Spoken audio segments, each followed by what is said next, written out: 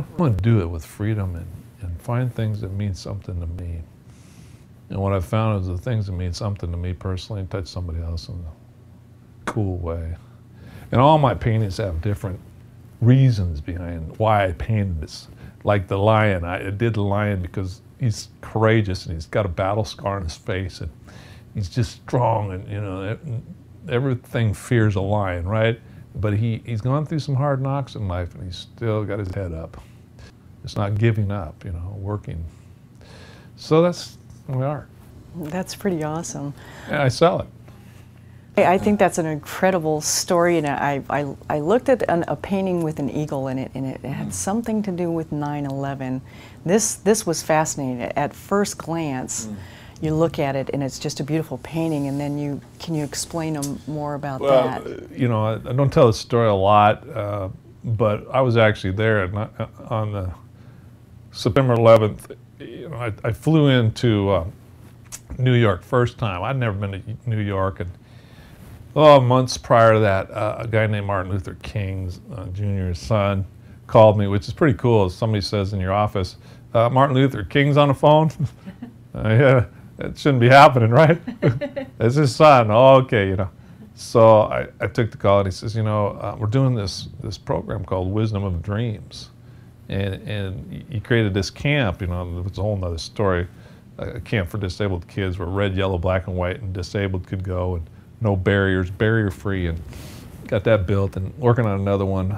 Hopefully to have 50 of them in every state, you know. So Lord willing, that happens and the funds are right, we'll create accessible, you know, places need to be fully inclusive, you know. All people should be able to go to camp. Kids love it. I love going camping. So anyways, back to where I was talking. So he says, we want to film your life because the wisdom of your dreams. And I say, do the dream, do the dream. So it caught on and he got a hold of it and he filmed me for about 4 days. And called me up, says, well, we want yours to be the premiere out of the 13 segments. And I'm like, whoa, right on, you know. You know, I'd worked really hard. I accomplished that master's degree with a stick in my teeth. I was on welfare, trying to live on $600 a month and going to college and, you know, all my medical bills and chair. I mean, this wheelchair is $30,000. So, you know, you got to sell a lot of art to buy a wheelchair. And so I went to New York. They brought me to New York. And my film was going to be on the big screen.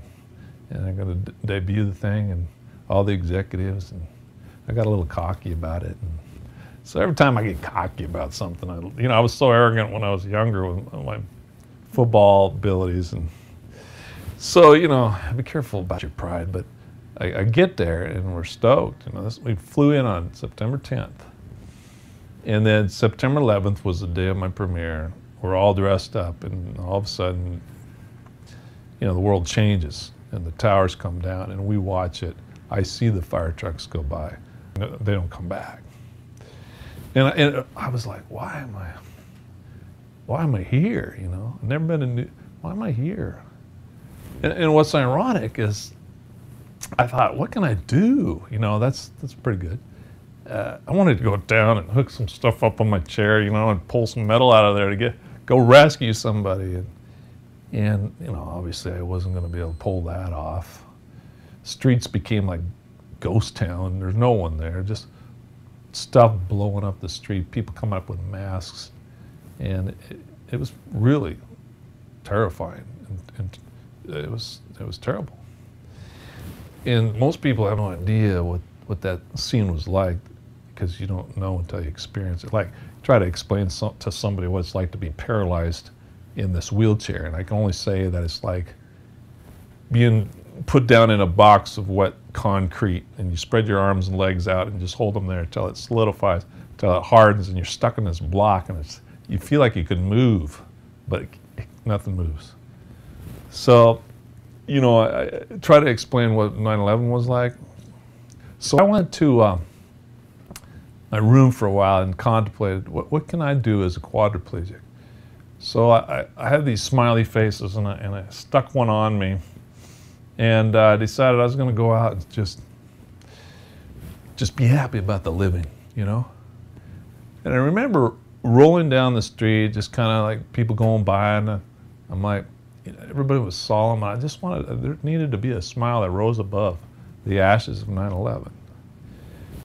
The business guy walks around the corner, and he stops. He sees me smiling, and he sees that, and smiley guy, and he goes, "Sir, what's there to smile about?" And at first, my little face, my little countenance went down, and I didn't, okay, what is there to smile about? I said, well, I just want you to know, sir, I'm alive. You're alive. That's something to smile about. I don't know the ramifications of what just happened, the tragedy of the lives, but the living need to continue on smiling, because we can take tragedy and let it destroy us. And then the countenance on everybody's face around here is like life just quit.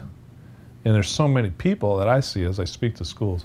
I do public school assemblies. And what I say, I see a lot of dead people walking. I mean, their spirit is crushed.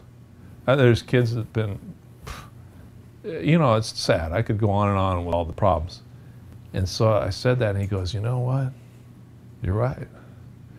I go, what are you doing out here? He said, well, I just walking around. I got out of my office. I work over here at the New York Times, the newspaper. And I says, you got to be serious. And he says, yeah, I just had to get out of the office. We're getting all these calls. We're seeing all these pictures. It was just terrible. And so he said, I just wandered around just for a walk, and I bumped into you and your stupid smile. And it's the best thing that happened in my day. And I go, wow, isn't it cool how I'm here for a different reason too, that I thought. Okay, I thought I was there for myself and my movie, but the reason I was there was for this guy, and maybe more. So he goes, you want to come into the New York Times? And they had it under lockdown because, under these circumstances. So he said, I can get you through security. So I went from corridor, desk to desk, all the people in the New York Times, pivotal place at that moment, and they saw me and my stupid smile. So I thought, I got to do something in memory of this. So in my mind, before I left, I created a picture. And that's what you referred to, the 9/11. And in this painting, if you look intently, you'll see some things. And number one, the American flag shows up. That's what people see, first of all. And of course, you see an eagle, and if you look hard enough, you can see the face of God, I call it, in the clouds.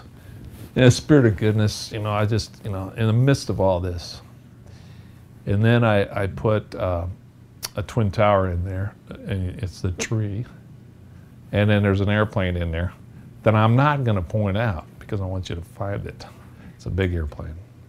And so what it's about for me is an eagle flying to the tree. Eagles build nests in dead top trees, broken top trees. They like to do that, and it brings new life. Dead tree that's dying, there's a nest with new eggs and fresh. Life goes on, and we need to live on. We need to remember. It's Remember 9/11. But we need to also look forward and how can we make it a better place? How can I make it a better life for myself? What can I do to better me today? Little steps, You don't have to, if I was just this, no. Just be what you are today. Let the beauty of your life, we're too much about being somebody else. And so I didn't become an artist like I was probably as a young kid. I became a football player. Why? Because I got attention. And my art didn't get me attention. And now I don't even do it for attention, which is the best way to do it. How many people do things just to be accepted? It's not even them. So my long story goes on and on and on, but one thing I've realized in my life is that there's so many people with so much potential and so much purpose, and there's a book that came out called The Purpose-Driven Life, and it sold a lot, even though it's religious in content. It's because people feel deep down inside they got a reason to be here. And I say, yeah, you're a piece of a puzzle, a beautiful picture. Our trouble is we try to be, a football player when we're an artist, and our piece doesn't fit there. And so we really rob the world. We rob the big picture. And my philosophy is help other people be successful, inspire other people. My art is an inspiration to others. And they can take this home and they can put it on their wall. They can have my picture if they want to beside it. For my story, and they can say, wow, you know, if he can do that, I can face one more day. That's right, every day, one more day. So tomorrow if I wake up, I'm gonna say, it's gonna be a good day. Because today I have